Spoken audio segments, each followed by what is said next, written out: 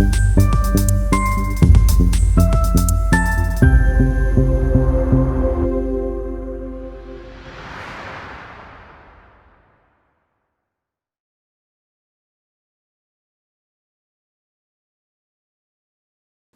को नमस्कार।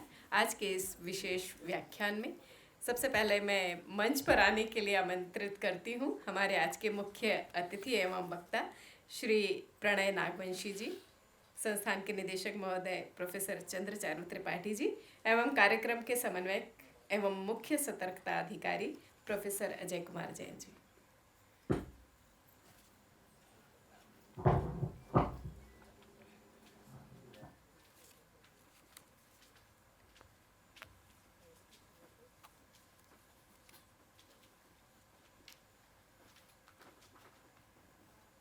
बहुत बहुत स्वागत सर। आज के इस कार्यक्रम का परिचय देना चाहेंगे कि हमारे संस्थान में भारत सरकार के निर्देशानुसार समय समय पर अनेक कार्यक्रम एवं व्याख्यान आयोजित होते हैं, जिनके माध्यम से हमें विभिन्न विषय क्षेत्रों को विस्तार से जानने एवं समझने का सुअवसर प्राप्त होता है एवं प्रश्न कर हम अपनी जिज्ञासाओं को शांत भी करते हैं और प्रकट भी करते हैं। पर इन सब के केंद्र में मुख्य भूमिका उन विषय के विद्वानों की होती है जो अपने ज्ञान के खजाने को हम सब के साथ सहज ही बांटने को तैयार होते हैं। इसी श्रृंखला की एक कड़ी में आज का यह विशेष व्याख्यान हम सभी के लिए संस्थान द्वारा आयोजित किया गया है। इसका विषय समयानुकूल एवं सभी को जागरूक करने वाला है, भौतिक सुरक्षा एवं साइबर सुरक्षा। इस व्याख्यान के मुख्य वक्ता एवं अतिथि हैं मध्य प्रदेश राज्य के पुलिस अधिकारी श्री प्रणय नागवंशी जी। आपका हम हृदय से स्वागत करते हैं सर। हमें यह सुअवसर प्राप्त हुआ है आपका स्वागत करने का और निदेशक महोदय से अनुरोध करते हैं कि कृपया उनका औपचारिक स्वागत पौधा भेंट करके करें।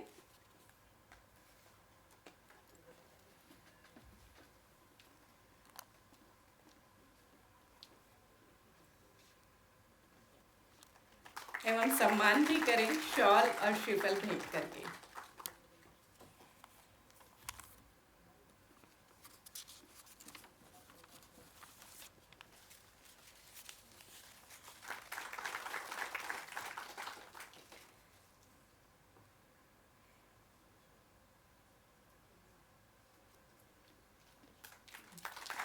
बहुत बहुत स्वागत सर आपका हमारे संस्थान में, बहुत बहुत स्वागत।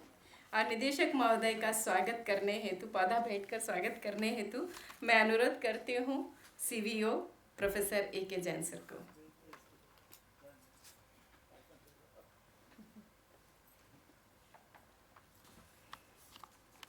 आज का जैसा कि विषय ही बता रहे हैं कि विशेष व्याख्यान से हम लोग रूबरू होने वाले हैं और कार्यक्रम के रूपरेखा पर विस्तृत प्रकाश डालने हेतु मैं सादर आमंत्रित करती हूँ संस्थान के सीवीओ प्रोफेसर ए.के. जैन सर को। आदरणीय निदेशक महोदय, सम्मानीय श्री नागवंशी जी, SP cyber cell Madhya Pradesh, faculty members, अधिकारीगण, कर्मचारीगण एवं पार्टिसिपेंट्स।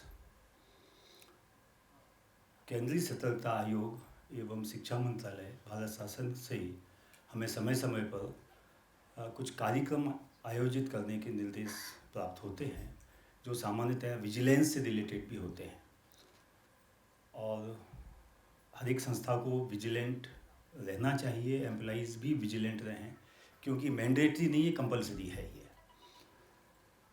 इसी संबंध में हमने पिछले साल भी एक सुदीप गोयनका जी का लेक्चर करवाया था और जिसको काफ़ी सराहना मिली थी।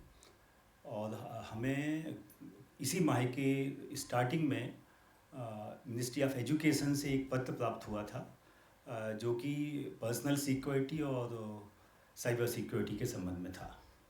उसमें ये कहा गया था कि कुछ हमारी सुरक्षा एजेंसियों ने को ऐसा अवगत हुआ है कि हमारी जो है हायर एजुकेशन इंस्टीट्यूशंस हैं वो वहाँ पे कुछ समस्याएं हो सकती हैं, वो टारगेट पे हैं कुछ आतंकवादियों के। तो इसलिए डायरेक्टर सर ने हमारी इंस्टीट्यूट को चाक चौबंद किया, मीटिंग बुलाई, हर एक डिपार्टमेंट में जानकारी दी गई और सारी व्यवस्थाएं हमारी संस्था के एडमिनिस्ट्रेटिव सेक्शन और डायरेक्टर सर ने करने का पूरा प्रयास किया है। इसी कड़ी में आज हमने श्री नागवंशी जी का लेक्चर आयोजित किया है। नागवंशी जी के बारे में परिचय तो हमारे एओ साहब देंगे, बट आप काफ़ी सेंट्रल गवर्नमेंट और स्टेट गवर्नमेंट के मेडल्स आपको मिले हैं, काफ़ी अच्छा कार्य आपने पुलिस सेवा में किया है। आपका मैं स्वागत करता हूं सर, और मैं पुलिस डिपार्टमेंट को विशेष रूप से धन्यवाद देता हूं कि वो हमें समय देते हैं और हम लोगों का ज्ञानवर्धन कर पाते हैं, जिससे कि हम लोग अपनी सुरक्षा और साइबर सुरक्षा का ध्यान रख पाएँ। सभी को कार्यक्रम में आने के लिए धन्यवाद और thank you very much.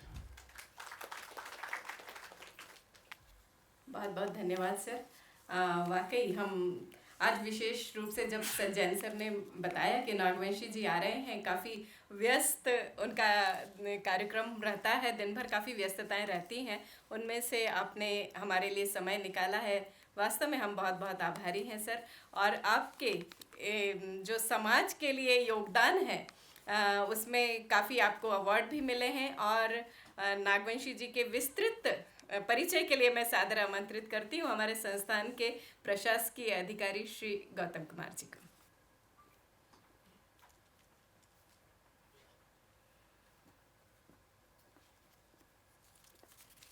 Namaskar and good evening. I am pleased to introduce our chief guest, one of the decorated officers of the MP Police Service, Shri Pranay Nagvanshi, Madhya Pradesh राज्य पुलिस सेवा संवर्ग के 2001 बैच के पुलिस अधिकारी हैं। इनकी शैक्षणिक योग्यता BSc बायोसाइंस एवं MBA मार्केटिंग एंड फिनांस में रही है। इनकी पद स्थापना एंटी नक्सल, एंटी डकैती एरिया सहित छिंदवाड़ा, शिवपुरी, ग्वालियर, जबलपुर, रीवा जिलों में रही है तथा वर्ष 2016 से 2025 तक anti terrorist squad Madhya Pradesh में SP ऑप्स के पद पर पदस्थ रहे हैं। सर के उत्कृष्ट व्यावसायिक दक्षता एवं अदम्य साहस के लिए भारत सरकार द्वारा इन्हें वर्ष 2012 में पुलिस मेडल फॉर गैलेंट्री, वर्ष 2023 में सराहनीय सेवाओं के लिए police medal for meritorious service एवं काउंटर टेररिज्म के लिए वर्ष 2023 में union home minister special operation medal तथा वर्ष 2024 में केंद्रीय गृह मंत्री दक्षता पदक से सम्मानित किया गया है। वर्तमान में सर श्री प्रणय नागवंशी राज्य साइबर मुख्यालय भोपाल में पुलिस अधीक्षक साइबर के पद पर पदस्थ हैं। I would now request our decorated chief guest to kindly take over the platform and enlighten us over the issues of physical security and cyber security.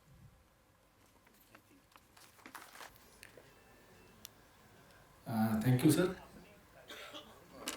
मेरा ये दूसरा मौका है जब मैं हायर एजुकेशन के इतने विख्यात लोगों के बीच मौजूद हूँ।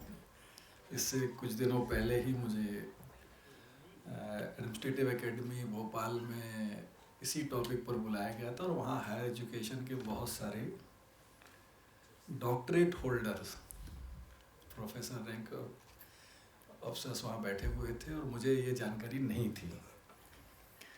मेरी आदत है जिस तरीके से लोगों से बात करके पढ़ाने की या चर्चा करने की, मैंने शुरू की। फिर जब मुझे पता चला तो मैं थोड़ा सा नर्वस हुआ। आज मुझे ऑलरेडी पहले से पता है तो मैं ऑलरेडी नर्वस हूँ थोड़ा सा, क्योंकि एजुकेशन से मेरा बहुत स्ट्रॉन्ग रिलेशनशिप नहीं रहा है, ना ही स्कूल में ना ही कॉलेज में। मैंने शायद जितने घंटे पढ़ाई की होगी उससे दुगने घंटे मैंने खेला है। और ये एक इत्तेफाक की बात है कि मेरा सिलेक्शन हो गया और मैं किसी पोजीशन पे आज पहुंच गया हूँ। खैर, थैंक यू आप सभी को कि आप लोग यहाँ पर एक बहुत ही ज्वलंत मुद्दे पे बात करने के लिए इकट्ठा हैं। जैसा जैन सर ने बताया कि यस वो गाइडलाइन इशू हुई है, उसमें हायर एजुकेशन के अलावा बहुत से ऐसे डिपार्टमेंट हैं जिसको कि शामिल किया गया है जहाँ पर किसी न किसी तरीके का साइबर अटैक या साइबर सिक्योरिटी की ज़रूरत है। बट सर से जो मेरी बातचीत हो रही थी तो उसमें मैंने कहा कि क्योंकि साइबर सिक्योरिटी के जिस डोमेन पे हम अगर जो वो लेटर आया है उसके डोमेन पे बात करेंगे तो सबको लगेगा कि हम शायद जम्मू कश्मीर पहुंच गए हैं या हम नॉर्थ ईस्ट की कोई बात किसी स्टेट में रह रहे हैं। तो हम एक जनरल बातचीत करेंगे जो आज सबका इंटरेस्ट है और आप सब लोग उससे, आप लोग या आपका कोई ना कोई नियर या डियर उसमें इफेक्टेड है कहीं ना कहीं। उस तरीके के कॉल मैसेज हो सकता है आप लोगों को आए हो या आप लोगों से संबंधित लोगों को आए हो।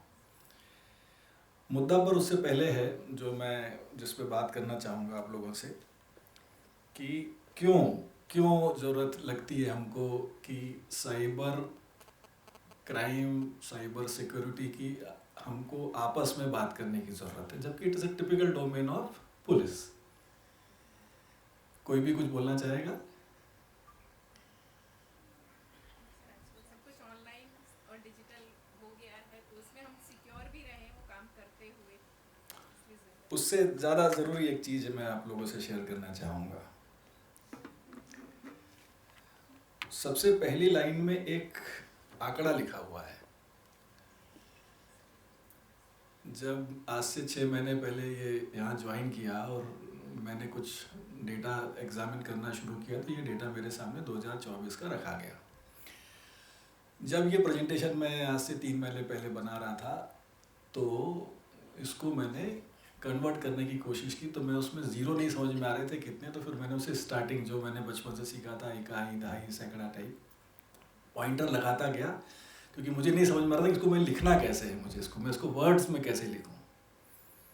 अब मेरे लिए ये परेशानी थी, हो सकता है जो यहाँ मैथमेटिक्स के प्रोफेसर उनके लिए ये टिप्स की बात हो, मेरे लिए नहीं थी, क्योंकि ये आंकड़ा अपने आप में बहुत बड़ा है।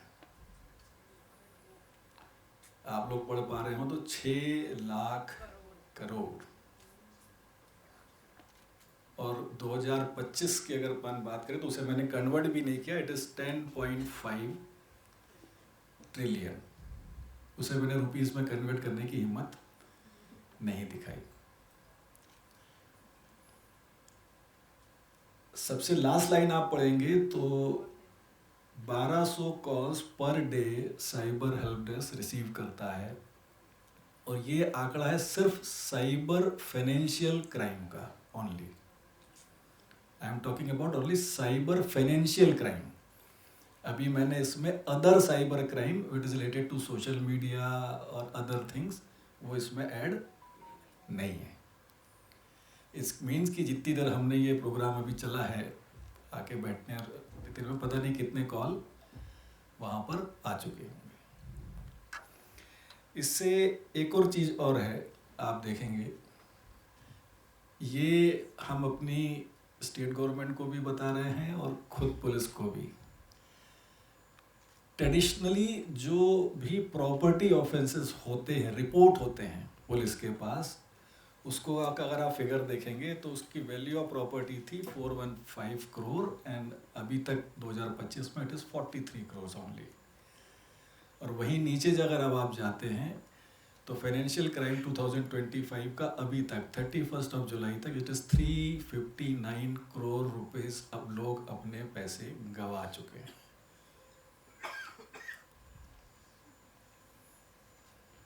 अब आपको शायद अंदाजा हो रहा होगा कि मैंने इसे क्यों एक ज्वलंत मुद्दा कहा है, क्योंकि इससे हम सभी बहुत इफेक्टेड हो रहे हैं।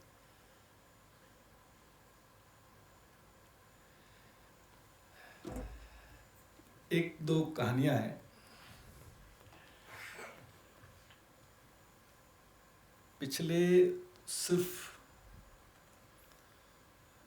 4 महीनों में senior IAS officer, he is in some very in good position, in key position, अभी तक उनकी 18 फेसबुक, टेलीग्राम पे अलग अलग फेक आईडीज़ बन चुकी हैं जिसको हमने ब्लॉक किया, और उसके थ्रू पता नहीं कितने ही ऑफिसर्स को टारगेट किया जा चुका है। तो कोई भरोसा नहीं, कल आपको सॉरी फॉर माय एग्जांपल कि त्रिपाठी साहब का एक मेल आपको आए या आपको उनकी एक फेसबुक आईडी से एक फ्रेंड रिक्वेस्ट आए, जो कि हो सकता है त्रिपाठी सर ने उससे उनका लेना देना भी ना हो, ना उन्हें उसके बारे में कुछ पता हो, और वो आपको कोई एक काम करने को कहें या काम करने से मना करें जो कि एक्चुअल में उन्होंने नहीं किया है, और आप उस काम को कर दें और उसके परिणाम त्रिपाठी साहब को पता चलें और फिर आपका उनका आमना सामना हो।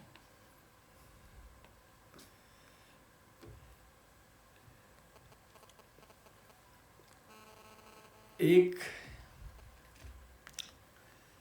दूसरी कहानी है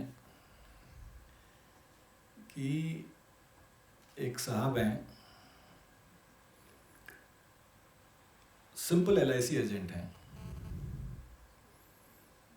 और आज से 4 महीने पहले उन्होंने एक इन्वेस्टमेंट साइट ज्वाइन कर ली, यानी ग्रुप ज्वाइन कर लिया टेलीग्राम पे, और उस ग्रुप में इन्वेस्टमेंट के नाम पे उन्होंने विदिशा रोड पे अपनी 17 एकड़ ज़मीन बेच दी और 3.87 करोड़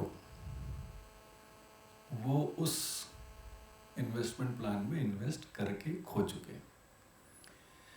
आज शायद मेरी मुलाकात नहीं हो पाई क्योंकि मैं आज ऑफिस बैठ ही नहीं पाया, नहीं तो जनरली वो 1 बजे के आसपास मेरे ऑफिस पिछले 40 दिनों से डेली आ रहे हैं। तो मेरे पास उसका भी कोई फिलहाल आज की डेट में सोल्यूशन नहीं है।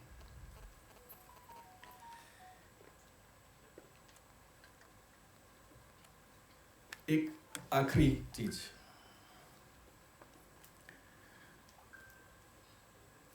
सिंपल क्लास, एक स्कूल के टीचर रिटायर हो चुके थे,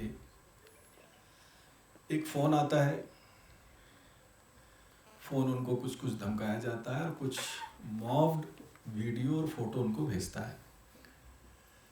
उनकी बेटी, अकेली बेटी है जिसको उन्होंने अकेले पाला है, वो पूना में एक बैंक में जॉब करती है। सडनली पता चलता है कि फादर कोलैप्स कर गए हैं। वो लौट के आती है, देखती है कि वो किसी और को बॉडी नहीं मिली थी, उनको बताया जाता है, वो आती हैं, उनको हार्ट अटैक आ गया था। खैर वो सब कुछ वापस चली जाती हैं। 1 महीने बाद उनको पता नहीं याद आता है तो वो फ़ोन दोबारा वो चालू करती हैं अपने फादर का। उस पर कुछ मैसेजेस देखती हैं वो, और फिर वो वीडियोस देखती हैं।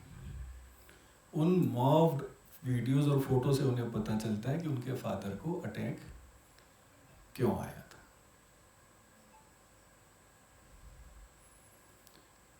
ये तो मैं आपको बहुत ही सरल तरीके से कहानियाँ बता रहा हूँ। जब ऐसा व्यक्ति सामने बैठा होता है तो आप अंदाज़ा लगा सकते हैं कि आपके सामने एक ब्रिलियंट स्टूडेंट आया जो किसी कारण से फेल हो गया, और आप भी अचंभित हैं कि वो फेल कैसे हो गया है, और वो उसके आँख से आंसू गिर रहे हैं। एग्ज़ाम पास हो चुका, क्रॉस हो चुका है, मार्कशीट इशू हो चुकी है, अब आपके हाथ में कुछ नहीं।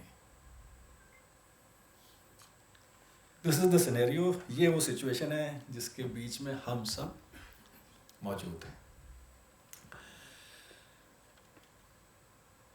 अगर अब हम बात करते हैं साइबर क्राइम और साइबर सिक्योरिटी की, तो इसके मेन 4 पिलर हैं जिनकी वजह से ये सब हो रहा है। इसमें पहली चीज़ है, अभी बात हो रही थी सर के चैम्बर में, टेलीकम्युनिकेशन, फेक सिम। आप सब लोगों को पता नहीं, पता है कि नहीं पता, एक व्यक्ति 9 उसके नाम से 9 सिम हो सकती हैं। आप में से कितने लोग को ये पता है कि आपके नाम से कितनी सिम मार्केट में है? 1, 2, 3, 4, 5, 6 लोग को बस पता है इस हॉल में कि उनके नाम से कितने सिम है। और इन्हीं तरीके की फेक सिम का इस्तेमाल होता है आप हम सबको कॉल करने के लिए। तो एक मेजर पिलर है फेक सिम। दूसरा मेजर पिलर है म्यूल अकाउंट्स। बहुत सारे फर्जी म्यूल अकाउंट मार्केट में हैं जो किराए पर या कमीशन बेस्ड फ्रॉडस्टर को बेचे जाते हैं, और इन्हीं म्यूल अकाउंट्स के थ्रू सारा पैसा जो अपन ने भी ऊपर देखा था 6 लाख करोड़ इसी तरीके के म्यूल अकाउंट्स में मूव करता है।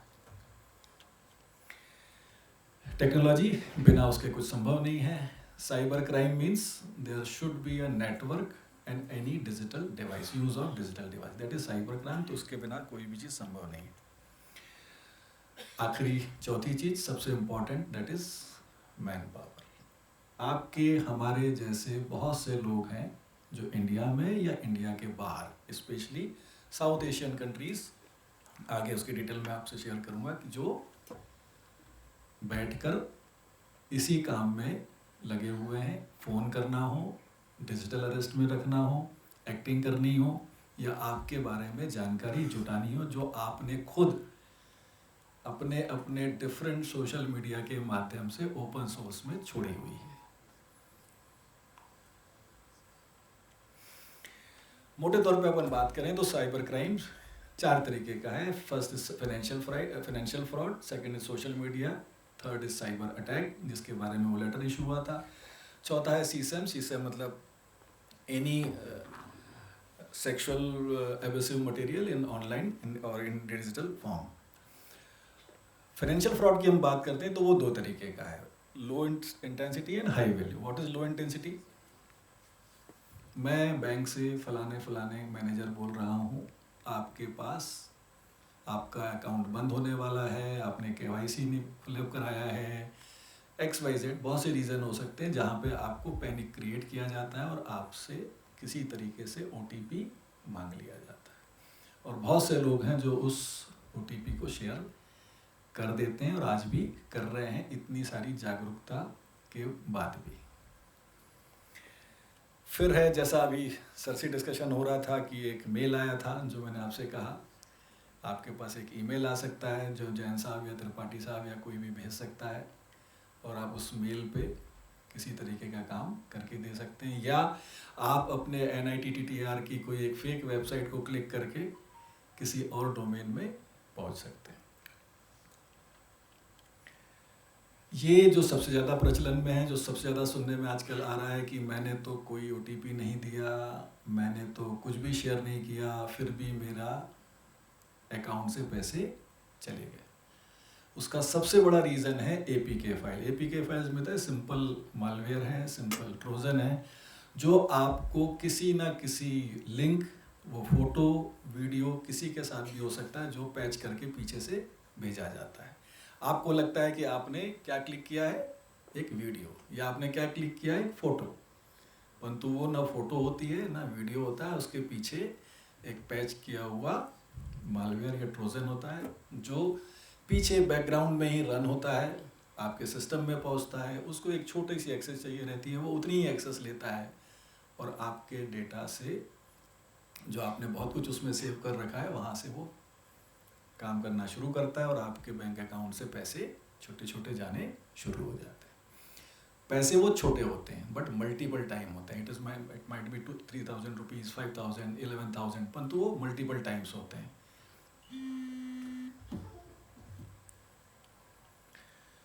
अब हाई वैल्यू की हम बात करें तो इसमें आजकल ये टर्म बहुत प्रचलन में है, pig butchering. It is simple job fraud और इन्वेस्टमेंट फ्रॉड। जैसा मैंने LIC एजेंट वाले साहब का बताया आपको, वो आपको धीरे धीरे बड़ा कर रहे हैं ताकि आपका वज़न जो है वो बढ़ता जाए। आपको शुरुआत में लगेगा कि मुझे अच्छा खिलाया जा रहा है, मतलब मुझे प्रॉफिट हो रहा है, परंतु वो प्रॉफिट आपको नहीं हो रहा होता है, वो आपके उस अकाउंट को हो रहा होता है। आपको अपनी स्क्रीन पे एक अकाउंट दिखता रहता है जहाँ पे आपको 10 लाख मिल चुके हैं, 25 लाख मिल चुके हैं, 1 करोड़ मिल चुके हैं, परंतु वो सिर्फ एक न्यूमेरिक है, इससे ज़्यादा कुछ नहीं है, क्योंकि आपके हाथ में कुछ नहीं है। वो आपके सिर्फ सिस्टम में दिख रहा है, आपके फ़ोन पे उस ऐप में दिख रहा है, दैट्स ऑल। और फिर आप उसमें 3.787 करोड़ रुपीस डाल देते हैं और फिर आपको पता चलता है कि वो एक्चुअल मनी आपका जा चुका है और उस अकाउंट में दिखना हुआ मनी आपका नहीं है। सबसे फेमस, जिसके लिए पीएम साहब तक को बोलना पड़ गया अपने मन की बात में, डिजिटल अरेस्ट। इस चीज़ में एक इंटरेस्टिंग चीज़ है, वो सवाल मैं आप लोगों से करना चाहूँगा। इसमें आप लोगों ने सुना होगा, इसमें एक बार भी फ़ोन करके ये नहीं कहा कि मैं पुलिस से बोल रहा हूँ। कोई बताना चाहेगा ऐसा क्यों? Why they never used from police?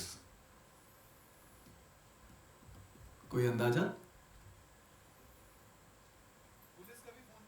हाँ, उन्हें पता है, उन्हें मतलब जनता को पता है कि पुलिस इतनी सर्विस ओरिएंटेड नहीं है कि वो खुद से फ़ोन करके आपसे संपर्क करे। आपके वो दरवाजे आ जाएगी परंतु फ़ोन नहीं करेगी। तो उनको ये पता है कि जनता को ये पता है, इसलिए वो यूज़ क्या करते हैं, कस्टम, ईडी, सीबीआई, जिसके बारे में आम जनता को पता नहीं है। सिर्फ कितना पता है, जो वो न्यूज़ चैनल में उनके बारे में सुनते हैं कि ईडी की रेड हो गई, तो उन्हें क्या बताया जाता है कि तुम्हारे घर सीबीआई या ईडी की रेड हो जाएगी। तो अमूमन डिजिटल अरेस्ट में ऐसे संस्थान लिए गए जिनके बारे में पब्लिक को पता नहीं है। खैर, होता ये है सिंपल, आपको एक ट्रॉमा में डाला जाता है, आपको एक फेक कहानी बताई जाती है, सब कुछ स्क्रिप्टेड है, बिल्कुल एक सेट लगा हुआ है, वहाँ पे यूनिफॉर्म से लेकर हर तरीके की चीज़ लोग पहन के बैठे हुए हैं और आपको कैमरा एंगल चेंज होता जा रहा है और आप उसमें फंसते जा रहे हैं। और इसको मैं इत्तेफाक अच्छा तो नहीं कहूँगा, ख़राब इत्तेफाक में मेरे ऐसे 3 लोगों से मेरी मुलाकात हुई और तीनों से मैंने जब बातचीत करी तो ये समझ में आया कि 2 मिनट बात करने के बाद से उनका कुछ भी याद नहीं है कि क्या क्या होता चला गया। शुरुआत की बस उन्हें याद रहती है कि हाँ, एक फ़ोन आया, फ़ोन वाले ने हमसे ये ऐसा ऐसा कहा और मैंने उन्हें ये जवाब दिया।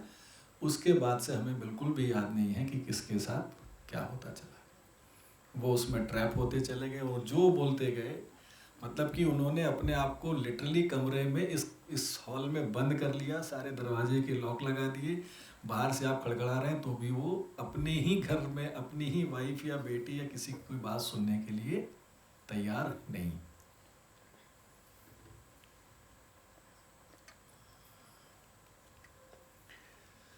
सोशल मीडिया, जैसे मैंने आपको बताया था, सिंपली इम्पर्सोनेशन या आइडेंटिटी थेफ्ट, जो बहुत कॉमन है, जो आए दिन हो रहा है, आप लोगों में से किसी के साथ भी हो सकता है। हैकिंग, ये ज़्यादा खतरनाक चीज़ है। मान लीजिए हम तो नहीं, और बहुत से ऐसे यूट्यूबर हैं, बहुत से सोशल मीडिया इन्फ्लुएंसर हैं जिनके पास ढेर सारे फॉलोअर्स हैं। जबलपुर के एक साहब हैं, 10 लाख फॉलोअर्स के साथ आज खाली हाथ बैठे हैं, क्योंकि उन्होंने अपनी कुछ चीज़ें सोशल मीडिया की दूसरे उसमें पोस्ट की और तीसरे ही दिन उनका सोशल यूट्यूब हैक हो गया। आज उनके पास में कुछ नहीं है। ये जिसके के लिए आपको लेटर आया, साइबर अटैक, थेफ्ट, ब्रीच या लॉस किसी भी चीज़ के लिए हो सकता है। NITTR का भी एक बहुत बड़ा डेटाबेस होगा, मैं समझ सकता हूँ। उसमें एडमिनिस्ट्रेटिव डेटा के अलावा बहुत सारे जो आप लोग रिसर्च कर रहे हैं, रिपोर्ट लिख रहे हैं, जो कुछ भी कर रहे हैं, वो कहीं ना कहीं डेटा सेंटर में स्टोर हो रहा है।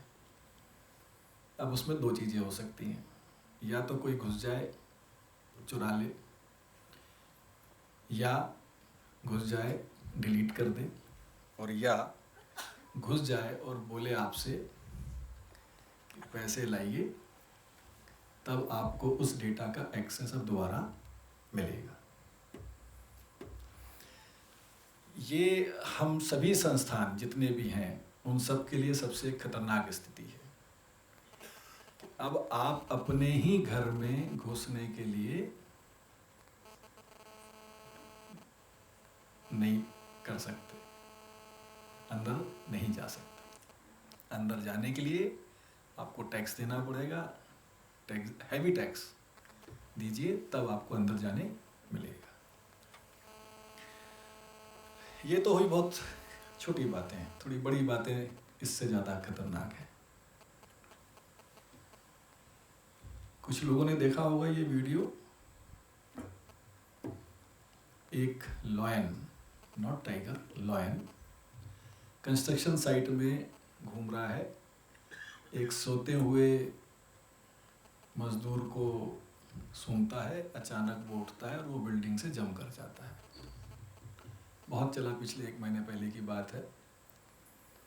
और इसका खामियाजा ये हुआ कि बहुत सारे कंस्ट्रक्शन साइट पर एक छोटी इंसिडेंट होने शुरू हुए हड़ताल को लेकर कि हमारी सुरक्षा की जाए।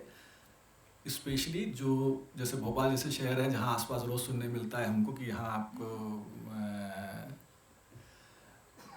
NLIO रोड पे आपको बाघ घूम रहा है, जबकि ये सारा जो वीडियो था वो AI जनरेटेड था। बहुत सारे दूसरे वीडियोस को छोटे टुकड़ों में क्लब करके तैयार किया गया था।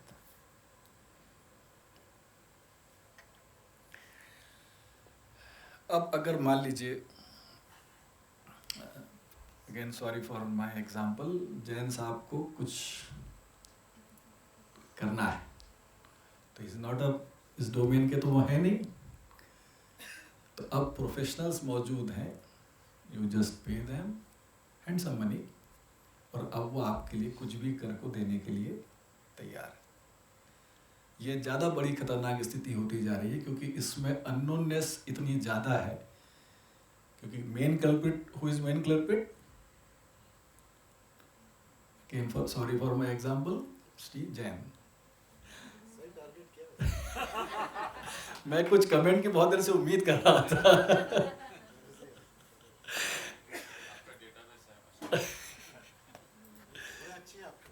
Thank you. अब वो इंटेलिजेंस का मैं हो चुका हूँ, इसलिए कारण हो सकता है। मुझे मालूम है पहले से।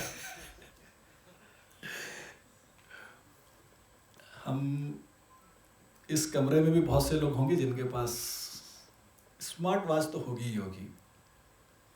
कितना आसान है उसको मैनिपुलेट करना, ये आप लोग नहीं जानते। उसमें जो डेटा आप लोग देख रहे हैं, अगर आपको कोई टारगेट करके करना चाहे तो आपकी जो हार्ट बीट वो बताता है या हार्ट रेट जो बताता है, उसको वो बहुत आसानी से ऐसे एक झटके में वो 150 पहुंचा देगा और आप पता चला डॉक्टर के पास पहुंच जाएंगे कि यार मेरा बीपी चेक करो, ये कहाँ जा रहा है।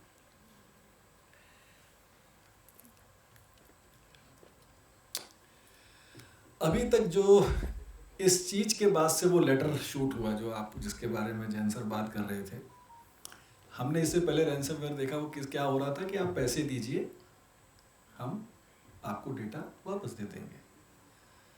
यहाँ रैंसमवेयर 2 आ चुका है, पैसा दीजिए अदरवाइज, पैसा दीजिए अदरवाइज आपका डेटा मार्केट में पीपल के पत्तों की तरह झड़ता हुआ फैला पड़ा होगा। आपका हमारा डेटा पर्सनल और प्रोफेशनल बहुत क्लियर है। पहले तक ठीक है, आपने पैसे नहीं दिए, ठीक है, वो आपको भूल जाएंगे, आप भूल जाइए डेटा, परंतु अब वो स्थिति नहीं है, चेंज हो गई है कि अब पैसा तो देना पड़ेगा, नहीं तो डेटा तो बाहर चला जाएगा। मैन पावर की जो मैं बात कर रहा था, ये 5 कंट्रीज हैं स्पेशली। जितने भी मैंने आपको हाई वैल्यू टारगेट बताए थे, हाई वैल्यू रिस्क बताई थी, वो सब यहाँ से जनरेट हो रहे हैं। बाकी के जो छोटे मोटे हैं जो आपको OTP आते रहते हैं, वो तो हमारे मेवात, नू, थोड़ा उड़ीसा, वेस्ट बंगाल के नीचे का हिस्सा, यहाँ से वो कॉल आते हैं। बाकी डिजिटल अरेस्ट के हों, इन्वेस्टमेंट फ्रॉड के हों, वो कॉल जो जनरेट हो रहे हैं वो call in south Asian countries में टिपिकल आपको मैं दिखा देता हूँ। दिस इज एरिया,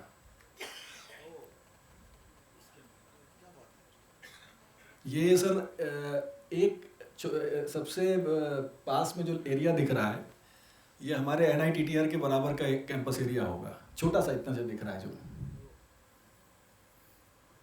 यहाँ पे बकायदा प्रोफेशनल तरीके से कंपनीज रन होती हैं, companies for scam, proper companies, they are having HOD, head, vice president, HR manager, exactly वो जो लौट के जिनको आए, जिनको हमने रेस्क्यू किया, उन्होंने बताया कि वो HR मैनेजर ने मेरे पैसे का वो मेरे सैलरी अकाउंट से सेक्शन ने मेरे पैसे काट दिए, मुझे पैसे ही नहीं दिए, तो मैं उनसे लड़ने गया तो HR मैनेजर ने मुझे बुला के समझाया।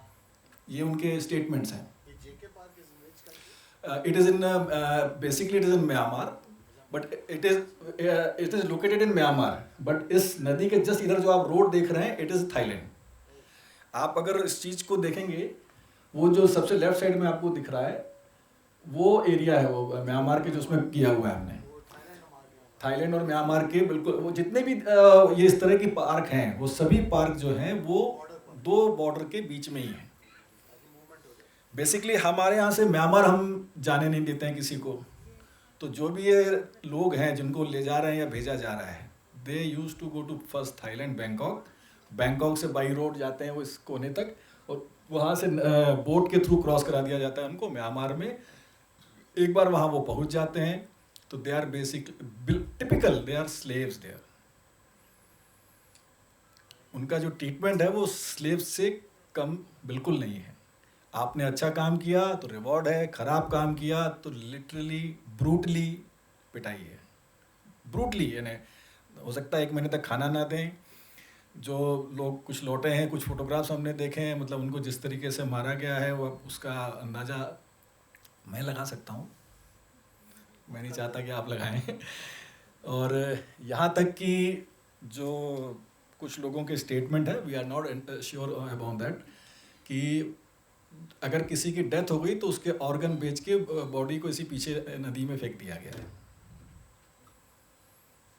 तो हाँ, इस नक्शे को आप देखेंगे तो नक्शे में जो एरिया, ये नीचे का एरिया है वहाँ म्यांमार में, और इस रीजन में बेसिकली म्यांमार में वैसे भी अभी आर्मी रन कर रही है, और इस नीचे के एरिया में किसी का ध्यान नहीं है। वहाँ बेसिकली बहुत सारे छोटे छोटे मिलिशिया रन करते हैं, तो इट इज़ प्योरली गार्डेड, ये पूरा गार्डेड है, मतलब ऐसा नहीं कि कोई भी है ना, आर्म गार्ड है वहाँ पर, कोई कहीं जा नहीं सकता है।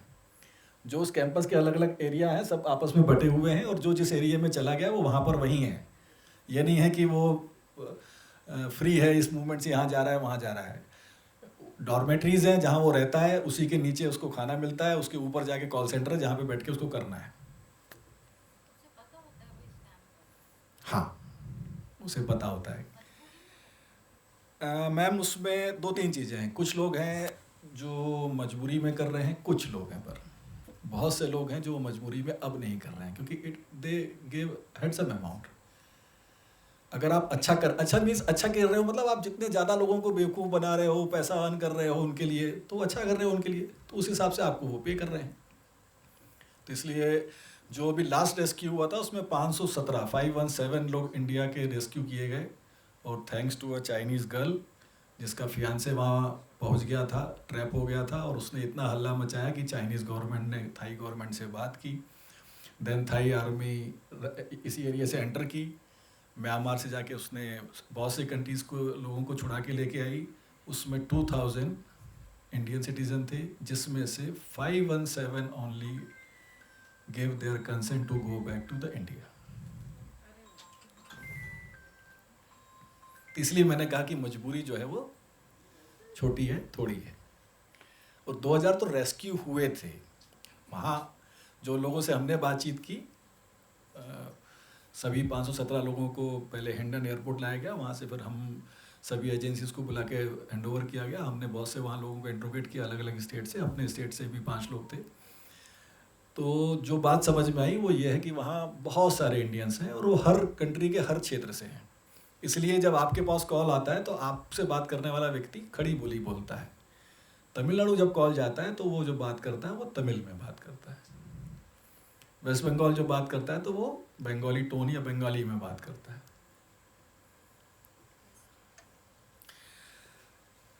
एक बड़ा चैलेंज आपके लिए तो नहीं, आपके लिए एक सुविधा आने वाली है, और एक बड़ा चैलेंज सभी लॉ इन्फोर्समेंट एजेंसी के लिए आने वाली है, वो है स्टारलिंक। आज हमारे पास इंटरनेट प्रोवाइडर्स 2-3 कंपनीज हैं जो इंटरनेट प्रोवाइड करती हैं, जिनका एक्सेस कहीं ना कहीं इंडियन गवर्नमेंट के पास में है, इंडियन गवर्नमेंट के थ्रू स्टेट गवर्नमेंट के पास है। पर इसका एक्सेस वी डोंट नो क्या होगा, कैसे होगा, होगा भी कि नहीं होगा।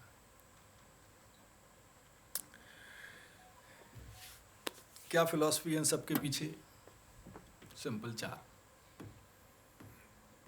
हम सबको लगता है कि मेरे एक फ़ोन के डेटा से क्या हो सकता है, यही लगता है।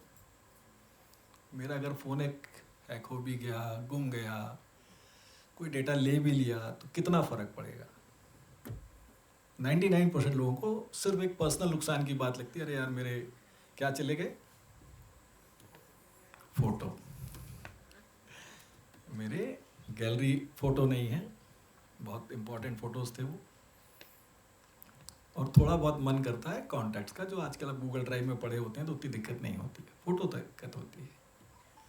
परंतु अगर मैं ये कहूँ कि आपके किसी के भी फ़ोन के सिर्फ 5 कॉन्टैक्ट्स, ओनली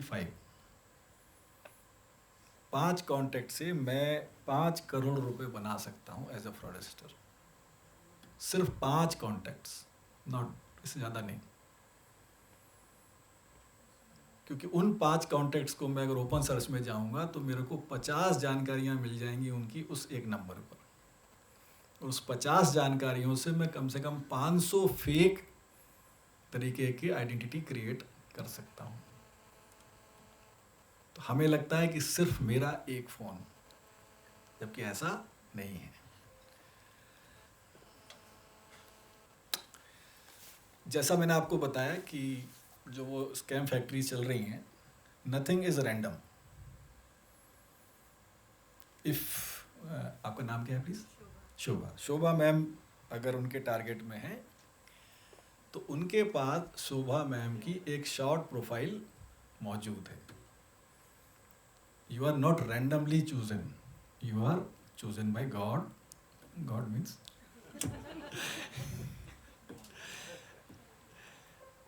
तो ऐसा नहीं है कि आपको बस रैंडमली एक कॉल आ गया है, नहीं, पूरी प्लानिंग है। कौन है, किसको कॉल कर रहे हैं, क्या कॉल करके बोलना है, एवरीथिंग इज ट्रांसक्रिप्टेड। आपको जब फ़ोन जाना है तो वो किस बात के लिए जाना है, आपके क्या क्वेरीज या क्या आंसर हो सकते हैं वो भी उनके पास एक्सपेक्टेड है, उस पर उनको क्या जवाब देना है वो भी उनके पास मौजूद है। तो ऐसा नहीं है कि कोई भी चीज़ जो है वो अचानक हो गई है, सब कुछ वेल प्लान्ड है। और अगर एक शोभा जी ने फ़ोन नहीं भी उठाया तो कोई दिक्कत नहीं है, there are multiple Shobha ji जिसको की कॉल जाने हैं।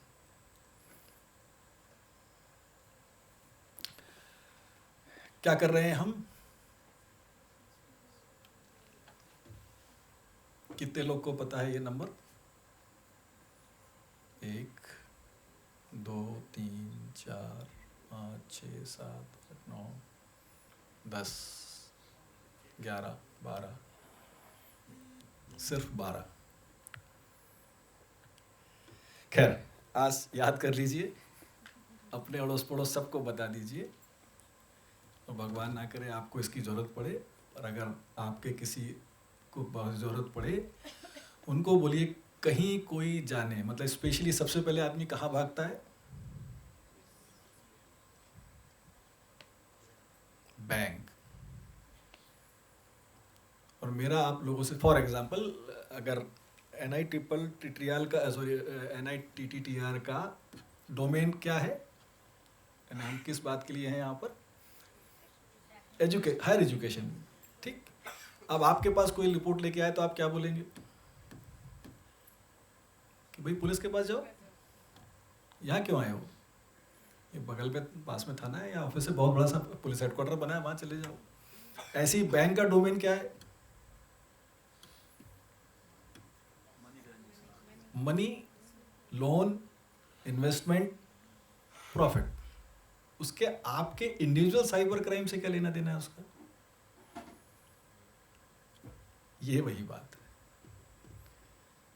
इसलिए सबसे पहला, किसी को भी अगर साइबर क्राइम से रिलेटेड कोई भी तरीके का साइबर क्राइम हो, प्लीज कॉल 1930। क्यों, वो मैं आपको बता देता हूं। 1930 पे कॉल करने पे क्या होता है, ऐसा एक सेंटर हम अपने यहाँ शुरू करने वाले हैं। हमने एक सेटअप तैयार कर लिया है, परंतु दिल्ली में ऑलरेडी तैयार है और वहाँ काम चल रहा है कई सालों से।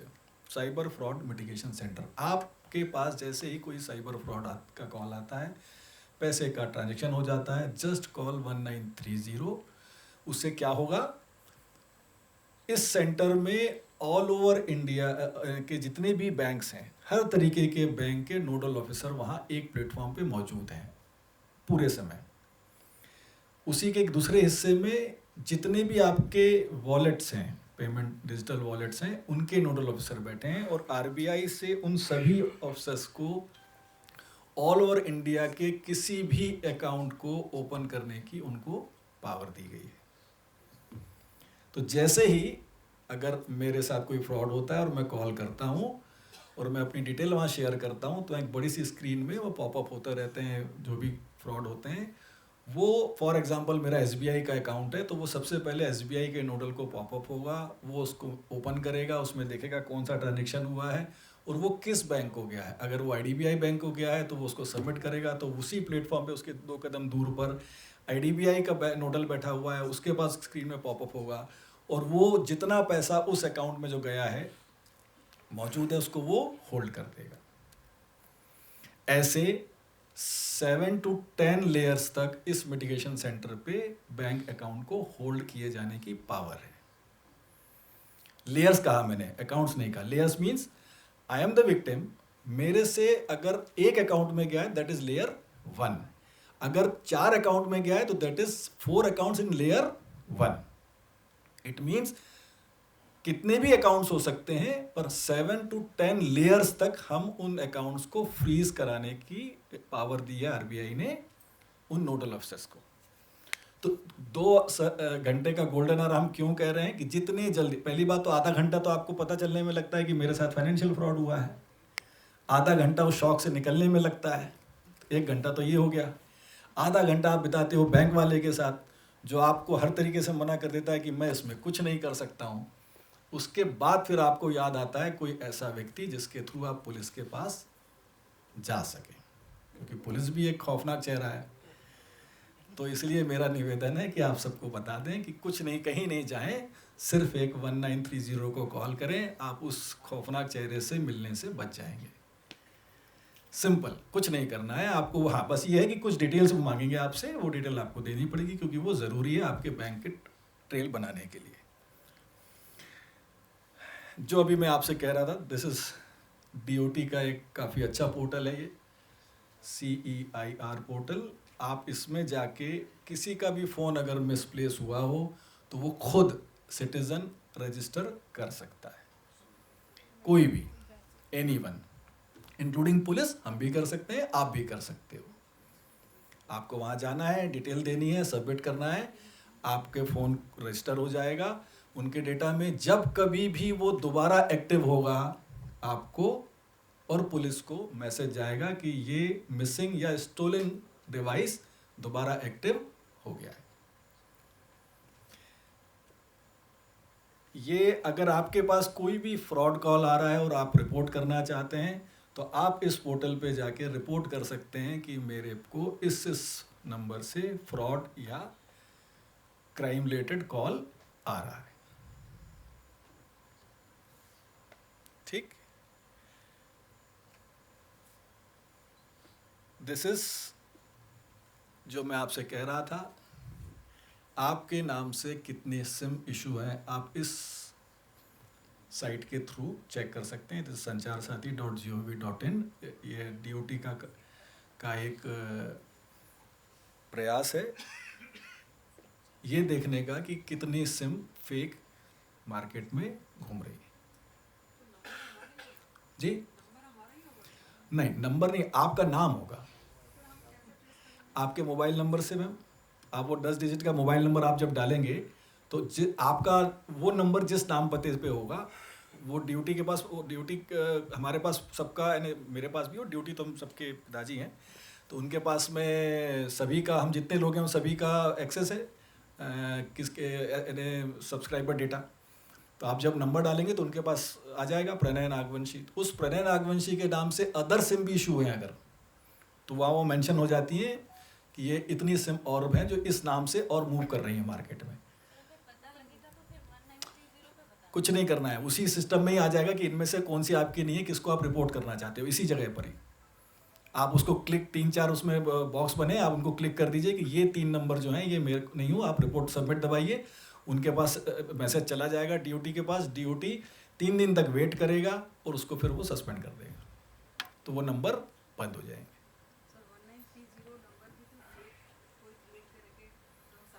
नहीं, 1930 गवर्नमेंट द्वारा इशूड नंबर है, उसको कोई और इम्पर्सोनेट करके नया नंबर इशू नहीं कर सकता। बेसिकली वो डीओटी जो है, जो हमारा टेलीकम्युनिकेशन डिपार्टमेंट है, उसके थ्रू मिला हुआ वो नंबर है। लाइक 112, 110 जो नंबर्स ये सब हैं, ये इशू करता है डीओटी। डीओटी को हम जब भी, वो हमारे सिस्टम में है, गवर्नमेंट सिस्टम में है, अगर आप कॉल करेंगे 1930 तो वो वहीं लैंड करेगा जहाँ के लिए वो बताया गया है, वो उसको इम्पर्सोनेट नहीं किया जा सकता। Yes please. कौन सा? हाँ, मेरे ख्याल से आपको तो, हमें तो पता होगा कि मेरे नाम से मैंने कितनी सिम इशू का यहाँ कराई हुई हैं। नहीं, गलती से क्लिक होगा तो वो तो हो जाएगा, आपको फिर नहीं, फिर आपको ड्यूटी को फिर बताना पड़ेगा कि this is my genuine number, तो वो आपको दोबारा चालू करके देंगे। हाँ, मतलब अगर बंद हो गया तो चालू हो जाएगा, परंतु अगर रिपोर्ट नहीं, इसलिए मैंने कहा ना 3 दिन, उसमें 3 दिन का समय है। यानी ये नहीं हुआ कि आपने क्लिक किया और बंद हो गया। आपने जब क्लिक किया तो वो रिपोर्ट हुई किसको? डीओटी को। डीओटी क्या करेगा, उसमें वेरीफाई भी करेगा और 3 दिन वेट करेगा। अगर उनके पास कोई नहीं पहुंचता है, कुछ भी नहीं होता है, तो वो उसको 3 दिन के बाद ब्लॉक कर देते हैं। बेसिकली वो सस्पेंड कर देते हैं उसको। सस्पेंड मीन्स आप दोबारा उसको रिवाइव कर सकते हो, बट आफ्टर 3 डेज।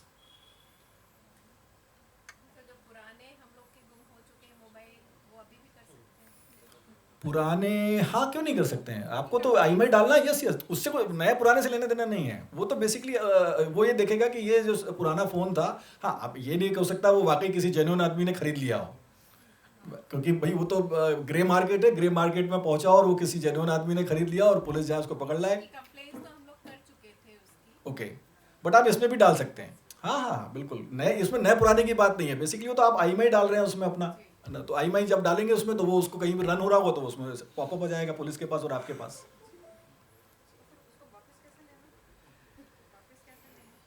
किसको? वो तो मैम हिंदुस्तान में बिना न्यायालय के कुछ नहीं हो सकता जी। नहीं, इतनी बुरी स्थिति भी नहीं है मैम। मैंने अब बहुत सारे चेंजेस आ चुके हैं इसमें, माननीय न्यायालय और उच्च न्यायालय द्वारा बहुत अच्छे प्रयास किए गए हैं। तो किसी भी इस तरीके की जो प्रॉपर्टी है उसके लिए आपको सिंपल एक एप्लीकेशन देना है थ्रू एनी एडवोकेट, वो आपके एक जेन्युइननेस चेक करते हैं और फिर आपको इशू कर देते हैं कि आपको वापस कर दीजिए। जी हाँ बिल्कुल, इसलिए कर देना चाहिए सिम ब्लॉक, क्योंकि उस सिम का मिसयूज़ हो सकता है, किसी भी क्राइम में उसका मिसयूज़ हो सकता है। तो बिल्कुल अगर किसी का फ़ोन गुमे तो वो उसको प्लीज़ सिम तो ब्लॉक कर ही दे। वो हम क्या कर रहे हैं, हम अपना खुद का 1930 सेंटर यहाँ पर सेटअप किया है हमने, जो आपको कॉल बैक करता है। हमारी एक वेबसाइट है mp-cyberpolice@mppolice.gov.in, आप इस पर रिपोर्ट कर सकते हैं। जैसा मैंने बताया, हमने एक छोटा सा मिटिगेशन सेंटर अपना खुद हम यहाँ इस्टेब्लिश करने की दौर में है। हमने उसमें अपने यहाँ से अपॉइंटमेंट कर दिया है। अब आरबीआई से हमारी एक मीटिंग होनी है जिसमें फिर हमको वो स्टेट नोडल्स जो हैं अपने यहाँ अलग अलग बैंक्स के, वो हमें देंगे। हमने जितने भी मैंने आपको वो 4 पिलर बताए थे, उन 4 पिलर पर प्रिवेंटिवली काउंटर अटैक करने के लिए हमने एक स्पेशल ऑप्स ग्रुप यहाँ पर बनाया है। हमने किसी भी तरीके के child sexual abusive material and women's related crime के लिए एक सेंटर नया बनाया है जो स्पेशली चाइल्ड और women related cyber crime, digital platform के क्राइम पर काम करता है। हमने बहुत सारी एडवाइजरी जारी की हुई हैं कि आप ये करें, ये ना करें। उसके छोटी सी चीज़ें मैं आपको यहाँ बता देता हूँ कि क्या करें। सबसे पहले आपका कोई भी डिजिटल डिवाइस, शुरुआत हमको अपने फ़ोन से करनी पड़ेगी। सबसे इम्पोर्टेंट, आपका फ़ोन स्ट्रॉन्ग पासवर्ड रखिए ताकि कोई और उसको एक्सेस ना कर सके। हो सके तो फिंगर लॉक रखिए। आजकल तो बहुत अच्छे फ़ोन आ रहे हैं जो आइरिस स्कैन भी करते हैं। नहीं हो तो वो ऐप डाउनलोड करके भी आप उसको यूज़ कर सकते हैं। एक बार पासवर्ड रख लिया, इसका ये मतलब नहीं कि वो लाइफ लॉन्ग के लिए हो गया। वो मेरा नाम नहीं है, सिर्फ पासवर्ड है। तो प्लीज़ रेगुलरली, कुछ नहीं तो 6 महीने में, कुछ नहीं तो मिनिमम 1 ईयर में उसको रीसेट कर दें कृपया करके। समस्या बन जाती है, इतने सारे पासवर्ड समस्या बन जाती है। उसके लिए डायरी बनाना पड़ेगी कि ये पासवर्ड। इसका मेरे पास अपना एक तरीका है। मेरे दिमाग में एक व्यक्ति है, उसके डिफरेंट कारण है उस व्यक्ति के मेरे दिमाग में होने के। तो मैंने सारी पासवर्ड जो है मेरे या तो उसके नाम पर हैं या उसके न्यूमेरिक पर हैं। और इत्तेफाक से उसका नाम जो है वो 5 अक्षरों का ही है। तो जो भी पासवर्ड है वो पूछे जाते हैं तो वो मोस्टली पिन कोड हो, पास कोड हो, कुछ हो तो वो 5 से रिलेटेड होते हैं। तो मैंने न्यूमेरिक बना दिया है। बाकी मेरे जो पासवर्ड है मैंने उससे रिलेटेड कर दिए हैं। तो मैं उन्हीं को ही चेंज करता रहता हूँ ताकि मुझे बार बार दिक्कत ना आए। बट करना चाहिए। अगर मैं माफ़ी चाहूँगा सर, हम रोज़ नहाते क्यों हैं फिर? तो जब हम रोज़ नहा सकते हैं तो 6 महीने में एक बार अपने फ़ोन को भी नहला सकते हैं। कम से कम इतनी तो मेहनत कर ही सकते हैं। हमारा ही फ़ोन है, किसी और का नहीं है। हमारा ही डेटा है, किसी और का नहीं है। हमारी भी फ़ोटो हैं किसी और के साथ साथ। तो प्लीज़ रिक्वेस्ट है आप सबसे कि अपने फ़ोन को सबसे पहले सिक्योर करिए, क्योंकि जितनी सिक्योरिटी फिज़िकली जो टर्म आपकी ज़रूरत है उतनी ही ज़रूरत आपके फ़ोन को भी सिक्योर रखने की ज़रूरत है।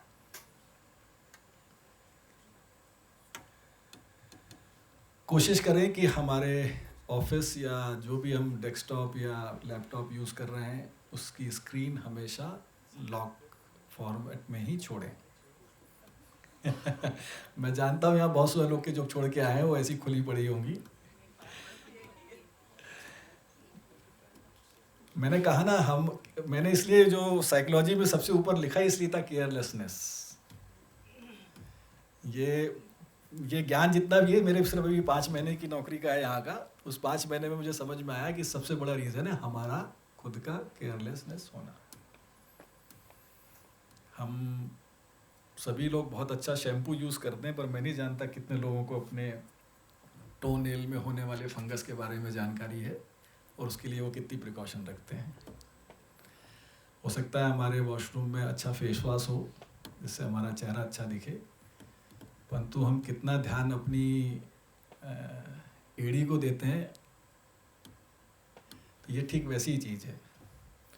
मैं नहीं जानता कि वो कितने लोग उसको अपना शरीर का अंग मानते हैं कि नहीं मानते। उनके लिए सिर्फ चेहरा ही अपने शरीर का अंग है, जबकि मेरे ख्याल से अगर एड़ी ना हो तो शायद आप खड़े और चल दोनों ना पाएँ। एक बार ख़राब चेहरे से तो चल फिर भी लेंगे। खैर, अपने डेटा को इनक्रिप्ट करके रखिए। वो कोई खुली किताब नहीं है जो आप खोल के चले आए हैं। अभी भी उसको बंद रखिए प्लीज़। जैसा सर आप जो अभी मुझसे कह रहे थे, तो मेरा कहना है कि आप ये ज़रूर कर सकते हैं कि जितने भी आपके यहाँ सिस्टम हैं उनके ईयरली तो नहीं, मैं उसको कहूँगा कि हाफ ईयरली में उसके एंटीवायरस चेक जरूर होते रहें। आपके यहाँ जो भी टेक्निकल एक्सपर्ट हो उसमें उनकी एक चेकलिस्ट बना दें कि ये काम उसको हाफ ईयरली करना ही करना है। फर्स्ट डे तो आप कोशिश कर सकते हैं कि यहाँ पर जितने लोग के पास भी कोई भी लैपटॉप या डेस्कटॉप इशू है वो सभी उनको पासवर्ड मैंडेटरी करा दें। वो पासवर्ड को भले अभी चिपका के रखें, भले याद नहीं रहता है तो, पर पासवर्ड रहे। क्योंकि चोर को अगर छोटा सा भी ताला दिखता है तो एक बार वो झिझकता है, भले ही उसकी चाबी वहाँ बगल में क्यों ना टंगी हो, उसका ध्यान पहले वो छोटे से ताले पे जाता है, चाबी पे बहुत बाद में जाता है। ताले को देख के सबसे पहले दिमाग में ये नहीं आता कि इसे चाबी से खोलना है, सबसे पहले यही दिमाग में आता है कि इसको तोड़ना है। तो अगर उसको छोटा सा ही पासवर्ड भी वो दिखेगा कि आपका वो पासवर्ड मांग रहा है, तो उसका कदम थोड़े से तो पीछे हो जाएंगे। दूसरा काम हम ये कर सकते हैं सर कि हम कोशिश करेंगे सभी के जितना भी सेटअप जो हमारा यहाँ पर है उसमें एंटीवायरस अपडेटेड हो।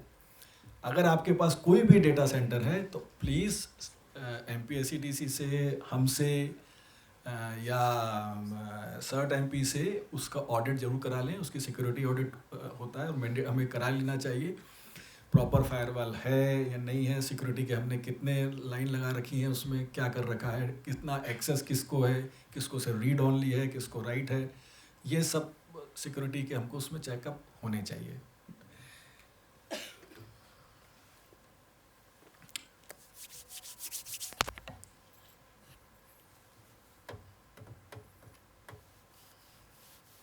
नाइन्टी 90% लोग जो यहाँ बैठे हैं, अगर मैं सबका फेसबुक अगर खोल के हम देखना चाहें तो कम से कम पिछले 24 घंटे की उनकी कोई ना कोई एक्टिविटी वहाँ डली होगी।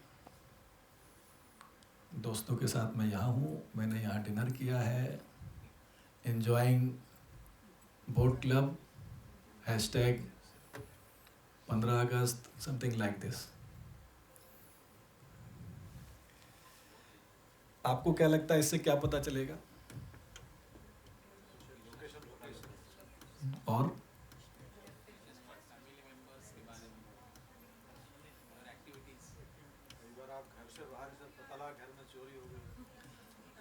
आपके पहने हुए कपड़े से अंदाज़ा लग जाएगा कि आपका लिविंग स्टैंडर्ड कैसा है। आपने जितने हैशटैग लगा रखे हैं उससे पता चल जाएगा कि आप कितने अवेयर रहते हैं, कितने नॉलेजेबल हैं।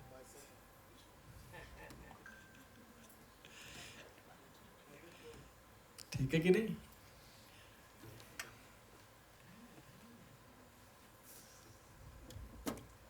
जैसा अभी जैन सर ने हमको एक अंदर एक किस्सा बताया, यह हम किसी के साथ भी हो सकता है।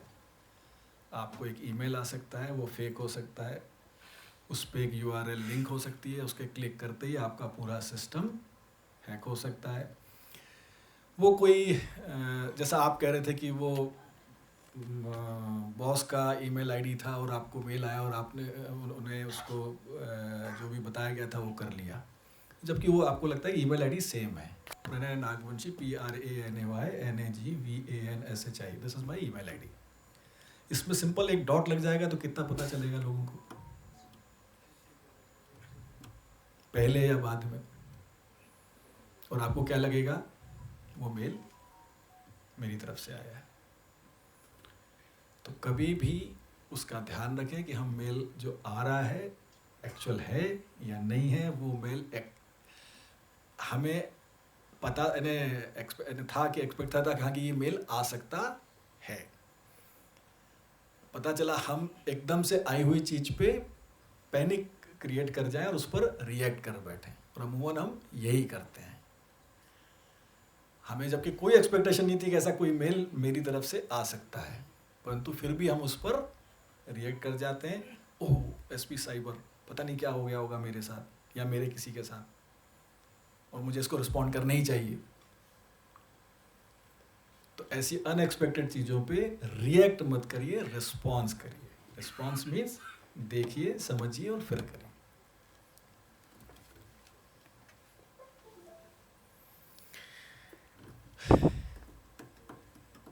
Please don't share your OTP, please please and please.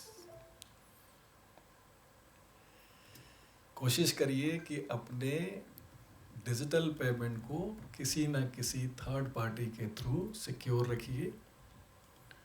और मेरे जैसे डरपोक आदमी से जैसे अगर आप लोग हैं तो उसको किसी और को हैंडल करने दीजिए और खुद उसका OTP अपने पास रखिए। मतलब मेरा इस फ़ोन में मेरी उस डिजिटल पेमेंट की सिम है जिस पे एक OTP आता है, उसका यूज़र नेम पासवर्ड मेरे पास नहीं है। वो मेरे ब्रदर के पास है जो नोएडा में रहता है, कंप्यूटर इंजीनियर है, तो मुझे उस पर भरोसा है कि वो सही करेगा जो कुछ करेगा। और मैं बायो साइंस का आदमी हूँ तो मुझे अपने पे बिल्कुल भरोसा नहीं है। तो कोई भी पेमेंट करना होता है तो मैं 2 तरीके अपनाता हूँ। जैसे मेरे को अपना लोन पेमेंट जो जनरली हर महीने करना होता है तो वो वहाँ खोलता है, मुझसे 2 बार OTP पूछता है, मैं उसे 2 बार OTP बताता हूँ। मुझे कोई डिजिटल पेमेंट करना होता है तो मैं फ़ोटो खींचता हूँ, अपनी वाइफ को भेजता हूँ कि इसमें 25 रुपये ट्रांसफ़र कर दो, क्योंकि मेरे इस फ़ोन में कोई भी डिजिटल पेमेंट का कोई ऐप नहीं है। और ऐसा क्यों है? क्योंकि मुझे अपने आप पे पैसों को लेके कोई भरोसा नहीं है। ये मेरा अपना तरीका है। तो मेरी कोशिश है आपसे ये बताने का, मकसद ये बताने का है कि हम अपनी सावधानी के तरीके खुद ईजाद करें कि मेरे लिए क्या तरीका सही रहेगा डिजिटल पेमेंट को एक्सेस करने के लिए, यूज़ करने के। मैं ये नहीं कहता कि हर डिजिटल पेमेंट जो आप स्कैन कर रहे हैं वो फ्रॉड वाला है, परंतु एक सावधानी रखें। स्पेशली कोई भी अनजान अगर हम उस पर कर रहे हैं जो हमारी जानकारी या हमारे लिए सरप्राइज़ है, उस पर कभी भी डिजिटल पेमेंट ट्रांसफ़र ना करें। कोई पहाड़ नहीं टूट पड़ने वाला है। हमें दिखाया बताया जाता है और हम ये मान लेते हैं कि अगर मैंने ये नहीं किया तो क्या होगा, शेषनाग हट जाएंगे, पृथ्वी समुद्र में डूब जाएगी। तो कोई शेषनाग जी नहीं हटने वाले हैं, वो बहुत समझदार हैं हमसे, वो वहीं रहने वाले हैं। पृथ्वी बिल्कुल नहीं डूबने वाली है, वो अनंत उसमें अपनी यात्रा पे चल रही है, इसलिए कुछ नहीं होने वाला है। तो कृपया करके किसी भी पैनिक मोशन में ना आए। होता क्या है जब भी इस तरह के कॉल आते हैं,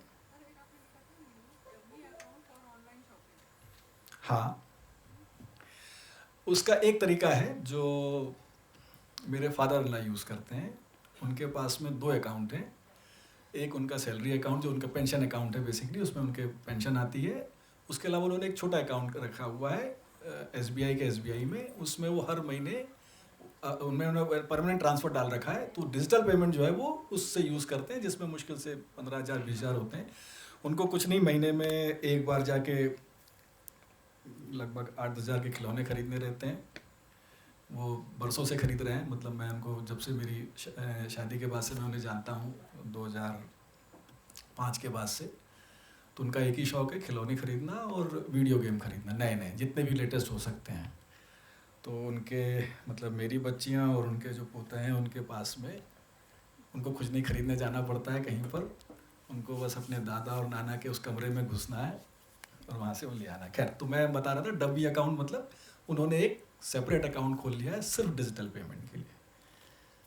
वो क्या करते हैं, उसी से वो सारा डिजिटल पेमेंट करते हैं, वो अपने मेन अकाउंट को उस पर नहीं रखते।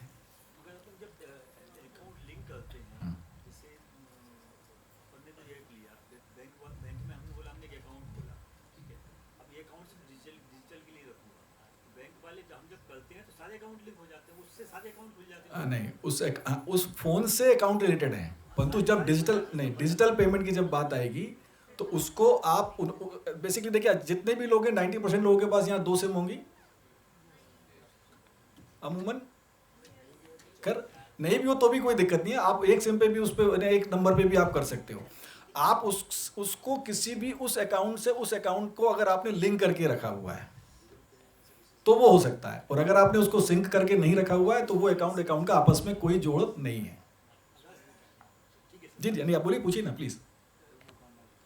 एक्चुअल में होता ही है कि जब जोड़ते सारे अकाउंट जुड़ जाते हैं। नहीं, जुड़ नहीं जाते हैं हम वहाँ परमिट। देखिए, बहुत डिजिटल दुनिया में बहुत, जब तक हम उसको क्लिक नहीं करके देंगे, परमिशन नहीं देंगे, वो कुछ नहीं करता है। वो एक बुद्धू डब्बे जैसा है, जब तक आप उसको बोलोगे ही नहीं डबली बजा, तब तक वो डबली नहीं बजाएगा। आपको उसको परमिशन देनी पड़ेगी, तभी वो परमिशन एक्सेप्ट करेगा और आपको दोनों अकाउंट को लिंक कर देगा, अदरवाइज नहीं करेगा।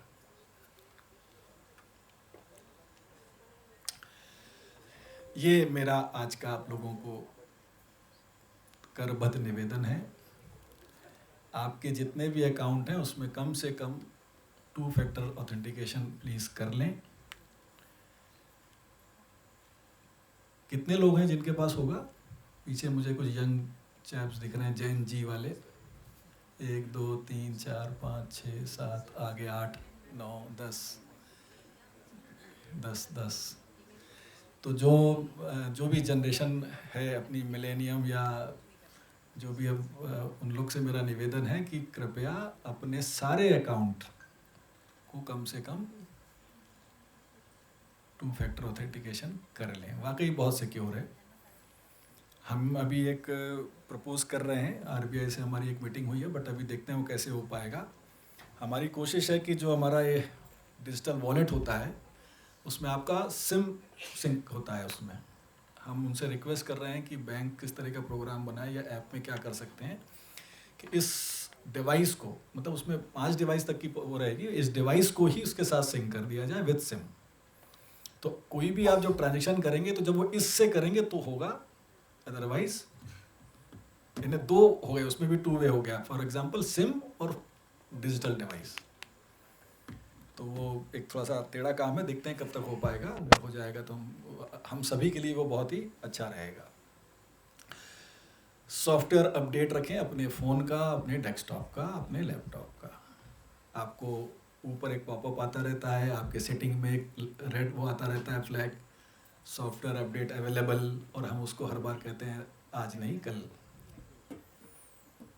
ठीक है कि नहीं? हमारा एक ही आंसर होता है उसको, आज नहीं कल। कल रात देखते हैं, कल रात फिर कहते हैं कल रात देखते हैं, और एक रात हो जाती है। उसका एडवांटेज ये है मैम कि जितनी भी मोबाइल कंपनीज़ हैं और जितने भी ओएस प्रोवाइडर हैं, वो अपने सिस्टम को, अपने एल्गोरिदम को, अपने एप्लीकेशंस को लगातार अपडेट करते रहते हैं। बहुत सारी एजेंसीज़ हैं मैम जो लगातार साइबर सिक्योरिटी और साइबर अवेयरनेस के लिए ट्रेंड एनालिसिस करती रहती हैं। तो उनको जब पता चलता रहता है, क्योंकि साइबर अटैक तो हर जगह किया जा रहा है, तो उनको जब ये पता चलता रहता है कि क्या क्या किस किस तरीके से किया जा सकता है, तो वो उसके बैरियर वहाँ पर बनाते रहते हैं। तो सॉफ्टवेयर अपडेट करने से ये होता है कि हमारा सिस्टम अपडेट लेता रहता है, ताकि इस बीच अगर ये ठीक वैसे ही है, फॉर एग्जांपल कि हम आफ्टर सम एज हम एक कोई सप्लीमेंट खाने लगते हैं, जैसा कि हम अगर वो सप्लीमेंट, क्योंकि हमारी एक कैपेसिटी है चीज़ों को एब्जॉर्व करने की, आफ्टर 40, आफ्टर 60, आफ्टर 80, तो ये समझ लीजिए सिस्टम भी उसी तरीके का है। अपने सिस्टम में, जैसा मैंने पहले भी सर से जो रिक्वेस्ट की है, एंटीवायरस हर हाल में डाउनलोड करके रखें, और यहाँ तक कि अपने फ़ोन में भी एंटीवायरस अवेलेबल हैं। आईबॉट जैसे हैं, गवर्नमेंट के भी हैं, आप उसमें जाएंगे, सर्च करिए और उनको अपने फ़ोन में भी इंस्टॉल करके रखिए, क्योंकि बहुत सारे फ़ोन पर भी स्कैम वाले आपके मालवेयर भेजते हैं, आपका फ़ोन का डेटा ब्रीच हो सकता है। सबसे आखिरी लाइन सबसे ज़रूरी, मैंने तो आपसे बात कर ली, आप विजिलेंट हैं, आपको 4 जगह से पता चल गया, हमारा भाई, बेटा, बेटी, पति, पत्नी, दोस्त, यार, पड़ोसी, काम वाले, XYZ, कृपया उनको भी बताएं कि वो अब खुद के साथ अपने फ़ोन और अपने सोशल मीडिया को सिक्योर रखें। ये पंच लाइन मैंने चुराई हुई है, ये मेरी नहीं है। Nothing is free. एक शब्द बस मेरा है, it is not costly, it is heavily costly. बहुत कॉस्ट है इसका, आप हम सब अंदाज़ा भी नहीं लगा सकते हैं। और अंत में मेरा आप सबसे सिर्फ एक चीज़ कहनी है, कुछ भी करने से पहले सोचें सिर्फ 15 सेकंड, 15 सेकंड भी मैं ज़्यादा मांग रहा हूँ, 10 सेकंड, जो कुछ करने वाले हैं क्या ये बहुत ज़रूरी है। और आखिरी, no capital NO to unknown, any unknownness should be answered and nothing else। इसके अलावा कुछ नहीं, नो मीन्स नो। एनी अननोननेस, कोई भी अननोन चीज, सरप्राइज, एनी सरप्राइज, एक ही आंसर करिए, नो। कुछ नहीं होने वाला है।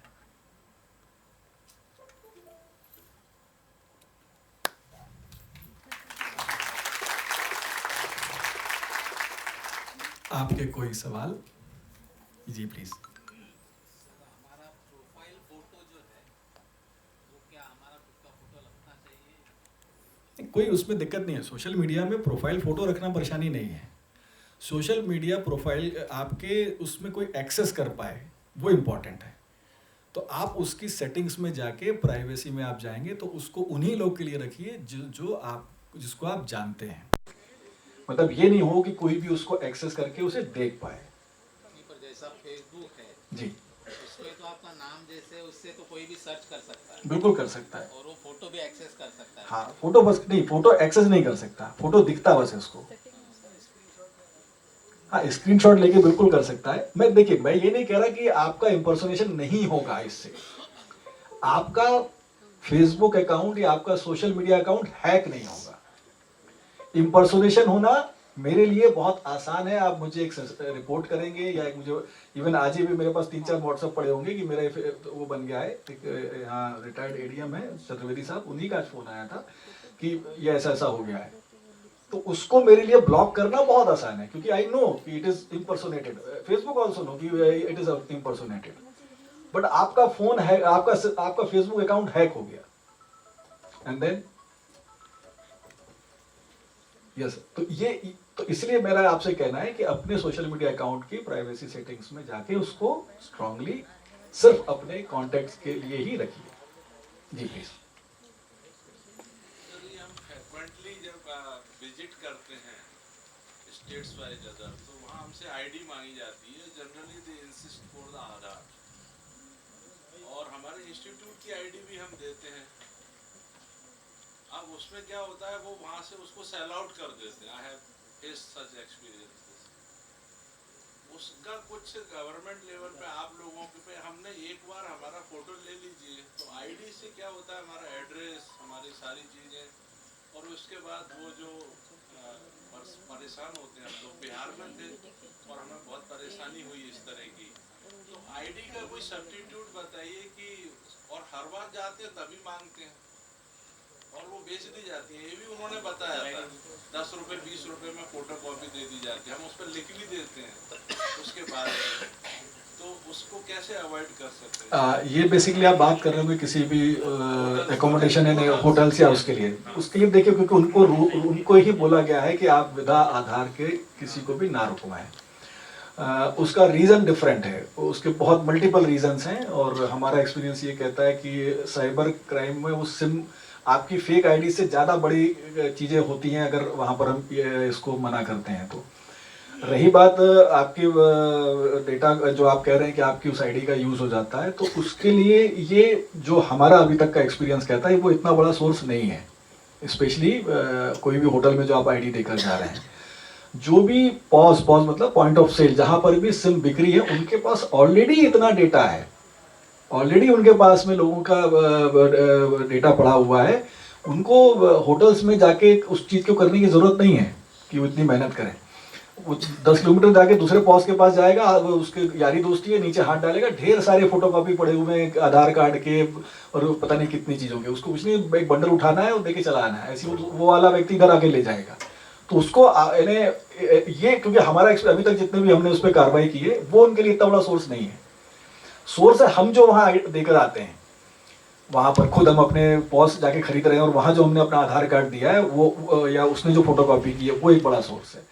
इसके लिए हमारी जो टीएसपी से बात हुई है तो टीएसपी ने अब उसको लंबे समय से ये कर दिया है कि वो सब कुछ ऑनलाइन कर दिया है, डिजिटल फॉर्मेट। मतलब अब आपको कोई भी सिम खरीदने के लिए आपको एक्चुअल में वो नहीं देना है, मतलब आधार कार्ड की या कोई फोटोकॉपी नहीं देनी है।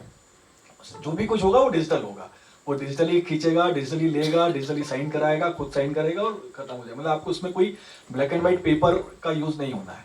तो अब वो बहुत बड़ा सोर्स नहीं रह गया है। हाँ जी प्लीज। जी हाँ, उसके लिए क्योंकि आधार कार्ड एक ऑथेंटिक उसका मैं बता देता हूँ रीजन। वोटर आईडी कार्ड के फेक आईडी कार्ड बनने के बहुत चांसेस है। फेक आधार कार्ड के बनने के चांसेस पिछले कुछ महीनों में जो नए चीज़ें पता चली है उसके अलावा अभी तक फेक आधार कार्ड नहीं बन पाते हैं। इसीलिए मैंडेटरी किया गया कि आधार कार्ड ही लिया जाए। सर, तो परसों के पेपर में आया था कि ₹50 में भी एक आईडी आधार कार्ड बन रहे हैं। नहीं, वो आधार कार्ड के लिए नहीं था, वो जन्म मृत्यु प्रमाण पत्र के लिए था, क्योंकि उसके हमारे पास में एप्लीकेशन उनसे पूछी गई कि है या नहीं है सांख्यिकी विभाग ने। तो वो जो आप कह रहे हैं परसों जो खबर थी वो थी, परंतु जो मैं आपसे बताना चाह रहा हूँ कि यस फेक आधार कार्ड बन रहे हैं, जिसके लिए लगभग 20 दिन पहले की न्यूज़ थी। गोरखपुर के आसपास 50-50 रुपए में लोग फेक आधार कार्ड बना रहे हैं, परंतु वो Aadhaar card fake in the sense वो डॉक्यूमेंट जेन्युइन नहीं है। उसको कल को आप चेक करने जाओगे तो वो पता चल जाएगा कि इट इज़ फेक। मतलब उसको अगर मैं आधार के सिस्टम में डालूंगा तो वो रिपोर्ट आ जाती है कि it is fake. But voter ID card को आप चेक करने जाओगे तो it might be in fake, उस पर वो जनरेट किया जा सकता है। Yes please.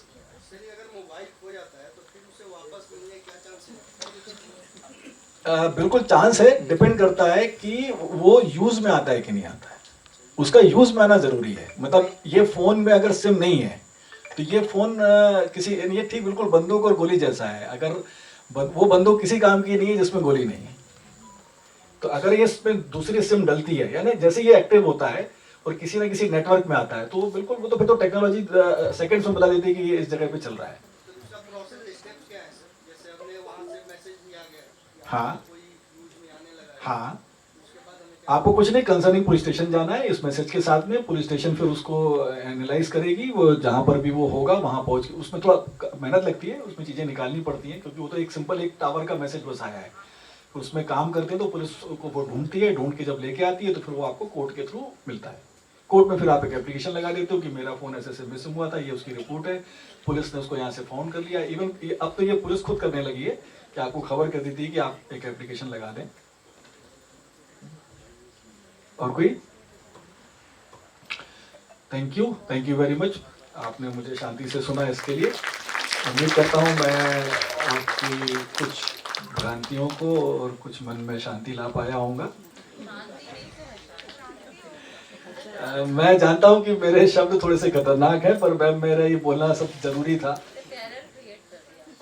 नहीं, मैंने कुछ टेरर के आपको उपाय भी बता दिए हैं। इतना टेरराइज होने की जरूरत नहीं है मैम। बस मेरा ये कहना है कि थोड़ा सा अगर हम विजिलेंट रहेंगे, थोड़ा सा, बहुत ज्यादा नहीं जरूरत है, हमको कोई फ्रंट पे जाके जंग नहीं लड़नी है, बस थोड़ा सा खुद को लेके विजिलेंट रहना है। उतना भी अगर हम कर लेंगे तो काम हो जाएगा। ये ठीक डायबिटीज जैसा है कि हमको थोड़ी सी शक्कर कम करनी है बस। Yes please. कोई कुछ कह रहे थे? Thank you very much.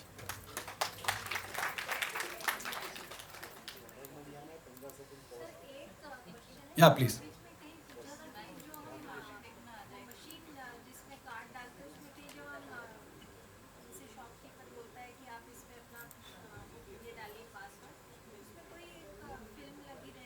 हाँ, वो एटीएम क्लोनिंग का वाले टास्क वो हुआ करते थे मैम, बट अब यानी कहा जाए तो वो चीज़ें बहुत ही अब आउटडेटेड हो गई हैं, क्योंकि एटीएम भी बहुत एडवांस बनने लगे हैं। और दूसरा, उसमें आप देखा होगा आपने, पहले जो बहुत स्पेशियस हुआ करती थी चीज़ें, वहाँ पे इतनी स्पेशियस नहीं रह गई कि वहाँ कोई भी आप नया सेटअप आप लगा सकें।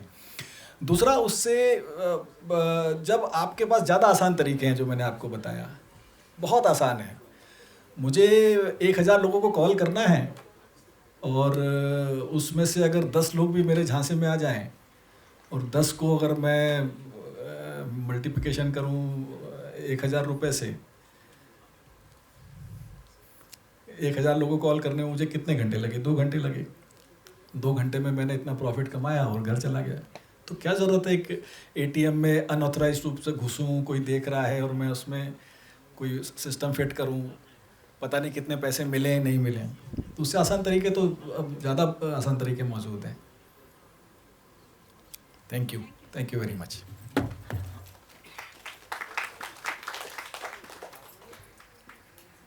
बहुत बहुत धन्यवाद सर, इतनी उपयोगी जानकारी और हम लोग को जागरूक बनाने के लिए। जो भी मैडम ने बोला कि टेरर पैदा हो गया, तो उनको मैं बताना चाहूँगी सर को एंटी टेरर का अवार्ड भी मिल चुका है। सच में हम लोग को जितना जागरूक बनाया, इतना एक वो 1930 अब कभी भूलेगा नहीं। कि वो 1930 जो करना है आप सीधे वहाँ चले जाइए, और वाकई बिल्कुल।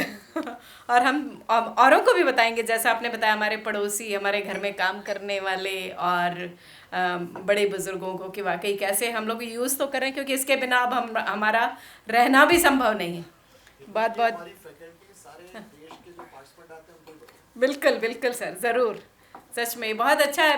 पहले मुझे बड़ा ही लग रहा था कि हम लोग सतर्कता के लिए जो कुछ सुनते हैं कभी कभी बड़े बोरिंग होते, पर आज तो हम लोग को सर नींद जो आ रही होगी वो भी उड़ गई थी।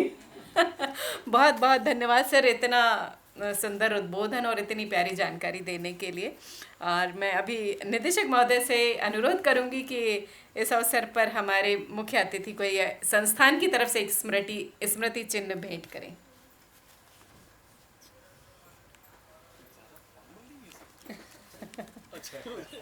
सर हम लोग आपको याद रखेंगे, आप भी हमें याद रखें, इसलिए यह स्मृति चिन्ह हमारे संस्थान की तरफ से।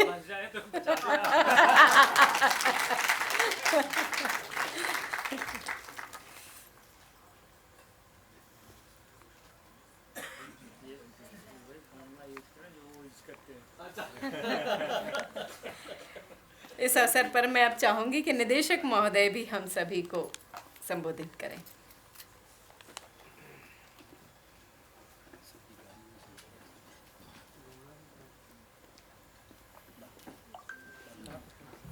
Thank you.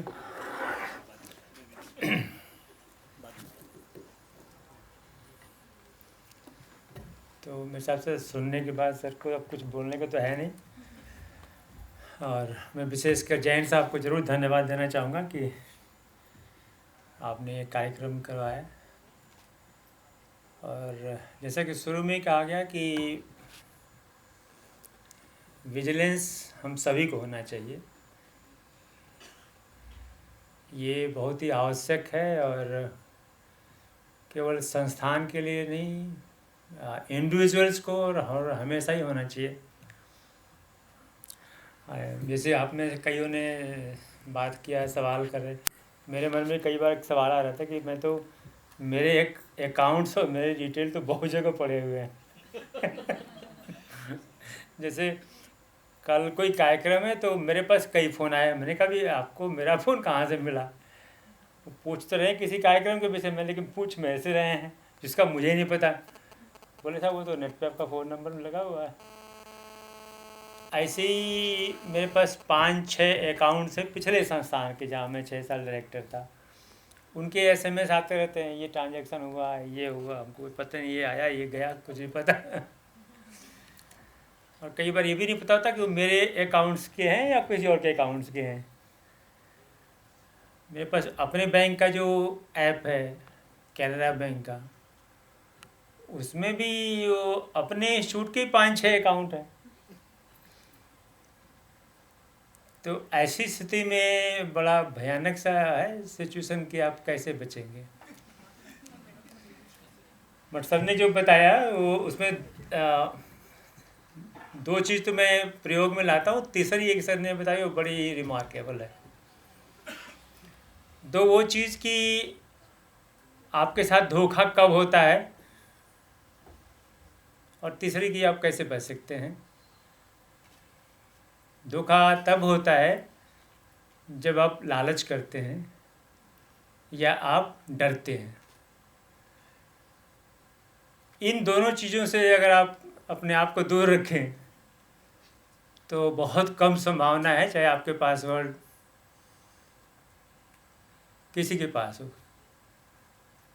आपको अपने आप पे विश्वास ज़रूर होना चाहिए कि मेरा इससे कोई लेना देना नहीं है, जो मेरे पास ऑफ़र आई है या जो मुझे भय दिखलाया जा रहा है, उससे भी मेरा कोई मतलब नहीं है। तो ये 2 चीज़ें बड़ी इम्पॉर्टेंट हैं जो सर के लेक्चर से मुझे समझ में आया। और तीसरा सर ने एक बड़ी इम्पॉर्टेंट बात की कि जो भी आप डिसीजन लेते हैं केवल इसी साइबर सिक्योरिटी या फिजिकल सिक्योरिटी से नहीं, जीवन के किसी भी क्षण में कहीं भी जो भी कुछ काम करते हैं उसमें वो जो पाज वाला है 15 सेकंड वाला, वो हर जगह बहुत ही उपयोगी है। बहुत सारे डिसीजंस हम लेते हैं, जल्दी में लेते हैं और वहाँ पे गलती होने की संभावनाएं बहुत रहती हैं। तो इसके साथ ही मैं आप सबको धन्यवाद देना चाहूँगा, विशेषकर जैन साहब को, हमारे CBO साहब को, जिन्होंने ये इनिशिएटिव लिया कि इस तरह के कार्यक्रम यहाँ आयोजित किया जाए, और प्रणय जी को कि जो आपने अपना समय निकाल करके इन छानबीन से बाहर निकल के हमारे पास आए और हम सबको आपने संबोधित किया। बहुत बहुत धन्यवाद।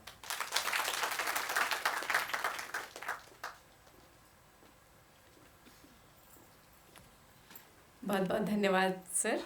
वाकई छानबीन से बाहर तो सर आए, पर हमें अब जो छानबीन करनी है उसके लिए हम लोग को जागरूक किया। इसके लिए सर आपका बहुत बहुत धन्यवाद प्रणय नागवंशी जी का, और हमारे निदेशक महोदय का, कि वाकई उनके मार्गदर्शन में जो हमारे कार्यक्रम इतनी सरलता और सहजता से हो पाते हैं। बहुत बहुत धन्यवाद। और आप सभी का जिन्होंने भी यह कार्यक्रम संपन्न करने में सहयोग दिया, सभी का बहुत बहुत धन्यवाद। और अब बाहर चाय के लिए हम सभी साथ में चाय पिएंगे। बहुत बहुत धन्यवाद एक बार फिर से।